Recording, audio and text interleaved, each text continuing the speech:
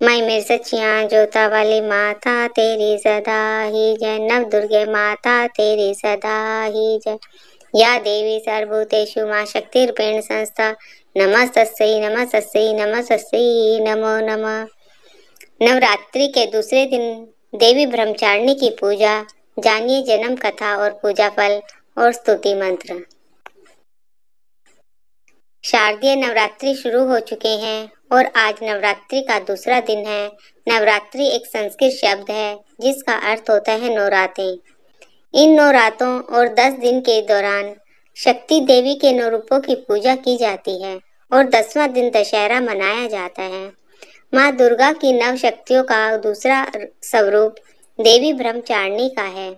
यहाँ ब्रह्म शब्द का अर्थ तपस्या है। ब्रह्मचारिणी अर्थात तप की चारणी, तप का आचरण करने वाली। कहा भी है वेदस त्वम तपो ब्रह्म। वेद, तत्व और तप ब्रह्म शब्द के अर्थ हैं। ब्रह्मचारिणी देवी का स्वरूप पूर्ण ज्योतिर्मय और अत्यंत भव्य है। इनके दाहिने हाथ में माला और बाएं हाथ में कमंडल रहता है। इनकी जन्म कथा इस प्रकार है।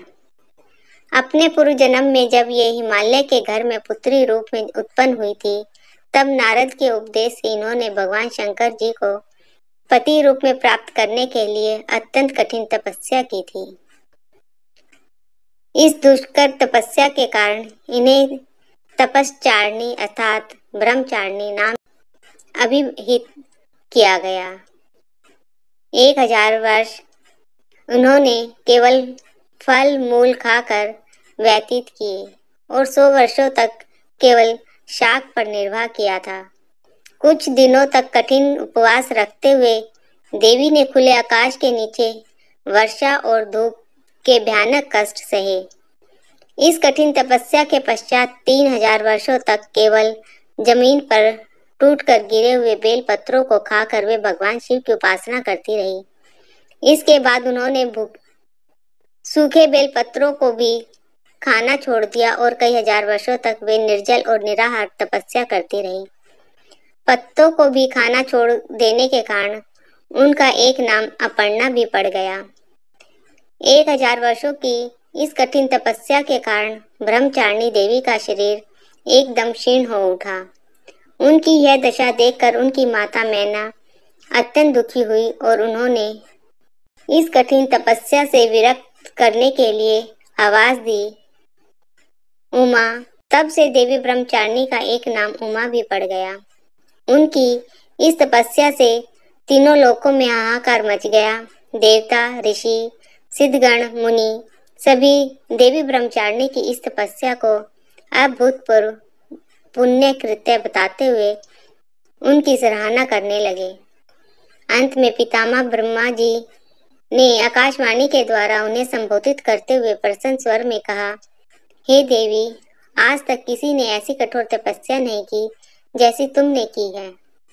तुम्हारे इस आलोक कृत्य की चारों ओर सराहना हो रही है। तुम्हारी मनोकामना सर्वतोभावेन परिपूर्ण होगी। भगवान चंद्रमौली शिवजी तुम्हें पति रूप में प्राप्त अवश्य होंगे। अब तुम तपस्या से विरत होकर घर लौट जाओ। शीघ्र ही तुम्हारे पिता तुम्हें बुलाने आ रहे हैं। बोलो ब्रह्मचारिणी माता की जय।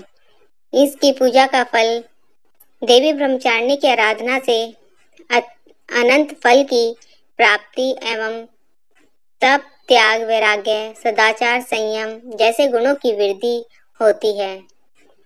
जीवन के कठिन संघर्षों में भी व्यक्ति अपने कर्तव्य से विचलित नहीं होता।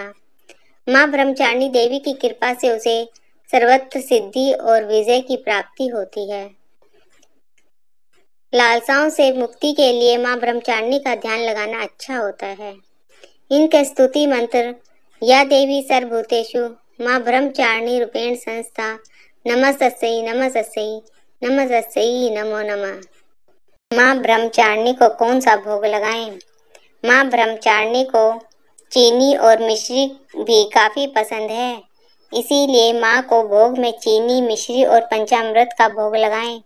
माँ ब्रह्मचारिणी को दूध और दूध से बने व्यंजन अति प्रिय होते हैं। इसीलिए आप उन्हें दूध से बने व्यंजनों का भोग लगा सकते हैं। इस भोग में देवी ब्रह्मचारिणी प्रसन्न हो जाएगी।